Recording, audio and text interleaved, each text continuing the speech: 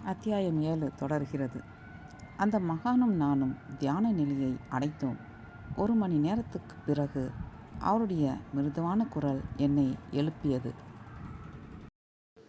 நீ அடிக்கடி மௌனத்தில் ஆழ்ந்து விடுகிறாய்.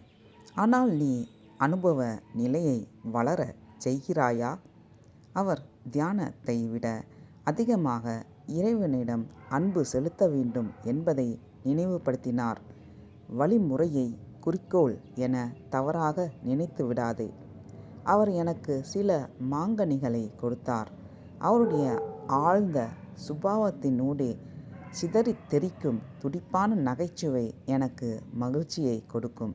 அவர் மக்களுக்கு சாதாரணமாக தியான யோகத்தை விட இறைவனுடன் ஒன்றுவது, ஜல யோகம், ஆகாரத்துடன் ஒன்றுவது தான் அதிகமாக பிடித்திருக்கிறது என்று குறிப்பிட்டார். யோகம் சார்ந்த சிலேடையை கேட்டு நான் பலமாக சிரித்தேன். ஆ, என்ன சிரிப்பு! அவர் பார்வையில் அன்பு மிளிர்ந்தது. அவர் முகம் என்றும் தீவிரமாக இருந்தாலும் ஒரு நுட்பமான ஆனந்த முறுவல் நிலைத்திருக்கும். அவருடைய பெரிய கமலக் கண்கள் ஒரு தெய்வீக சிரிப்பை உள்ளடக்கி இருந்தன. அக்கடிதங்கள் தொலை தூரத்திலுள்ள அமெரிக்காவில் இருந்து வந்துள்ளன. அந்த ஞானி அங்கு மேசை மீதிருந்த தடித்த பல காகித உரைகளை சுட்டி காண்பித்தார். நான் அங்குள்ள சில சங்கங்களுடன் தொடர்பு வைத்திருக்கிறேன்.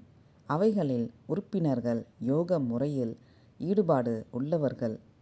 கொலம்பஸை விட இன்னும் அதிக திசை அறிவு உடையவர்களாக அவர்கள் இந்தியாவை புதிய முறையில் கண்டுபிடிக்கிறார்கள். அவர்களுக்கு உதவி செய்ய எனக்கு மகிழ்ச்சி. யோக ஞானம் பகலவனின் ஒளி போன்று அதை பெறுபவருக்கெல்லாம் இலவசமாக கிடைக்கும். மனிதனுடைய ஆன்ம விடுதலைக்கு முக்கியமானது என்று ரிஷிகள் கண்டு அறிந்தவைகளை மேல் நாட்டவருக்காக நாம் மிக எளிமைப்படுத்தி கொடுக்க வேண்டியதில்லை. வெளி அனுபவங்கள் வேறுபட்டிருந்தாலும் ஒரே விதமான ஆன்மாவையுடையவர்கள் மேல் நாட்டவராயினும் சரி, கீழ் நாட்டவராயினும் சரி, ஓர் ஒழுங்கான யோக முறையை பின்பற்றாவிட்டால் முன்னேற முடியாது. அந்த மகான் தன் காந்தமான கண்களால் என்னை உற்று நோக்கினார்.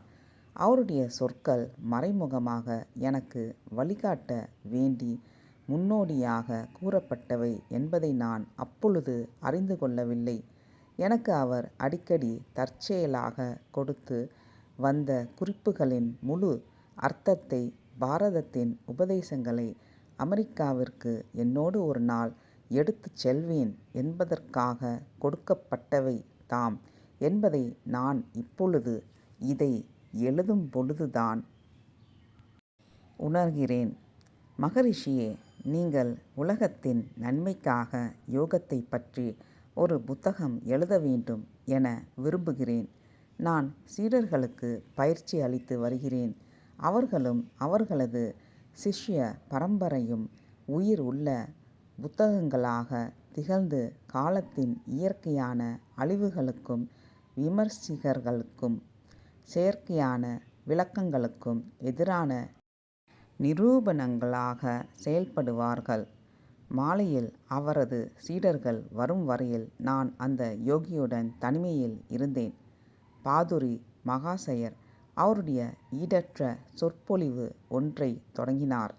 அமைதியான வெள்ளமென அவரது சொற்பொழிவை கேட்க வந்தவர்களின் மனக்குப்பைகளை ஒதுக்கித் தள்ளி அவர்களை இறைவனை நோக்கி திருப்பினார். அவருடைய குறிப்பிடத்தக்க உவமை கதைகள் மொழி தவறுகளின்றி வங்காள மொழியில் வெளிப்பட்டன. அந்த மாலையில் பாதுரி மீராபாயின் வாழ்க்கையுடன் சம்பந்தப்பட்ட பல தத்துவ கருத்துக்களை விவரமாக எடுத்துரைத்தார். மத்திய காலத்தவரான மீராபாய் ராஜபுதனத்தின் இளவரசி.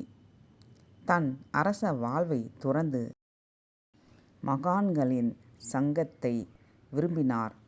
ஓர் உயர்ந்த சந்நியாசியான சனாதன கோஸ்வாமி அவள் ஒரு பெண் என்பதற்காக அவளை வரவேற்க மறுத்தார்.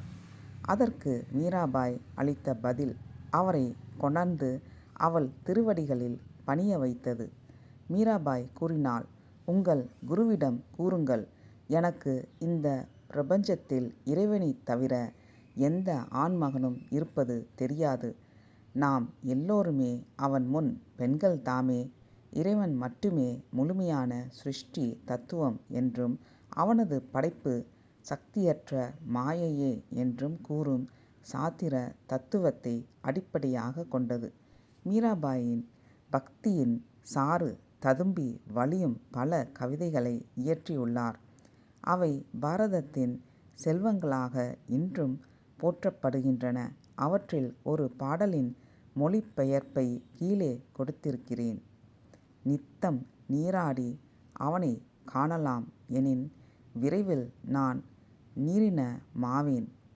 கிழங்கும் கனியும் உண்டால் கிடைப்பானெனில் மகிழ்ந்து நான் வெள்ளாடாக விரும்புவேன். மணி உருட்டி செபித்து காணலாமெனில் பெரும் பெரும் மணிகளை உருட்டி வேண்டுவேன். கற்சிலை முன் வணங்கி காணபோமெனில் கற்பாறை மலையை உகந்து வணங்குவேன். ஆவின் பாலருந்தி அவனை காணலாமெனின் சிசுவும் கன்றும் அவனை காண்பரே. கொண்டவளை தள்ளி விண்ணவனை நாடலாமெனில் ஆயிரம் ஆயிரம் மக்கள் அழியாகாரோ. திண்ணமாக சொல்வாள் பக்த மீரா, அன்பின்றி வாரான் நந்தலாலா. பாதுரி யோகாசனத்தில் அமர்ந்திருக்கையில் பல மாணவர்கள் அவருடைய அருகில் கிடக்கும் அவரது பாதுகைகளில் ரூபாய்களை போடுவர். பாரதத்தில் பழக்கத்திலுள்ள இந்த மரியாதையான காணிக்கை சீடர்கள் தங்கள் உலக சொத்துக்களை குருதேவரின் பாதங்களில் சமர்ப்பித்து விடுவதை குறிக்கிறது. நன்றியுள்ள நண்பர்கள், பக்தர்களின் நன்மையை விரும்பும் கடவுளின் மாற்று உருவங்களே, குருதேவரே, நீங்கள் ஆச்சரியமானவர். ஒரு மாணவன் விடை பெற்றவாறு பிதாமகரை போன்ற அந்த ஞானியை பக்தியுடன் நோக்கினான். நீங்கள் இறைவனை தேடுவதற்காகவும் எங்களுக்கு ஞானத்தை போதிப்பதற்காகவும் செல்வங்களையும் நலன்களையும் தியாகம் செய்திருக்கிறீர்கள். அவர் சிறு வயதில் ஒருமுகமான யோக சாதனையில் இறங்கிய பொழுது அவரது மிகப்பெரிய குடும்ப சொத்து அவ்வளவையும் துறந்தாரென்பது எல்லோருக்கும் தெரிந்த செய்தி. நீ கதையையே மாற்றுகிறாயே. அந்த மகானின் முகம் சிறு கண்டனத்தை தெரிவித்தது. நான் மிக அற்பமான சில ரூபாய்களையும் சிற்சில வசதிகளையும் இந்த முழு பிரபஞ்சத்தின் முடிவில்லாத ஆனந்தத்திற்காக துறந்தேன். அப்படி இருக்கும் பொழுது நான் எதை தியாகம் செய்தேன்? செல்வத்தை பகிர்ந்து கொள்வதிலுள்ள ஆனந்தத்தை நான் அறிவேன். அது ஒரு தியாகமாகுமா? குறுகிய நோக்குடைய உலக மனிதர்கள்தாம் உண்மையிலேயே நிஜமான துறவிகளாவார்கள். கையளவு எளிய உலக விளையாட்டு பொருட்களுக்காக ஈடு இணையற்ற தெய்வீக சொத்தை துறக்கிறார்களே. துறவின் மாறுபட்ட இந்த கருத்தை கேட்டு நான் உள்ளூர சிரித்து கொண்டேன். இக்கருத்து ஒரு ஏழை சாதுவின் தலையில் குபேரனின் கிரீடத்தை ஏற்றுகிறது. பணத்திமிர் படைத்த பெருஞ்செல்வர்களை அவர்கள் உணராமலேயே உயிர் தியாகிகளாக்கி விடுகிறது. ஒரு தெய்வீக திட்டம் எந்த ஆயுள் காப்பு நிறுவனத்தையும் விட விவேகத்துடன் நம் எதிர்காலத்தை பாதுகாக்கிறது. இந்த மகானின் முடிவுரையான இச்சொற்கள்தாம் அவர் நம்பிக்கையின் மூலம் கண்ட உண்மை. இவ்வுலகம் முழுவதும் புறக்காப்பீட்டில் கவலையுடன் நம்பிக்கை வைத்து இருப்பவர்களை நிறைந்திருக்கிறார்கள். அவர்களுடைய கசப்பான எண்ணங்கள் அவர்களின் நெற்றியிலுள்ள வடுக்களை போலுள்ளன.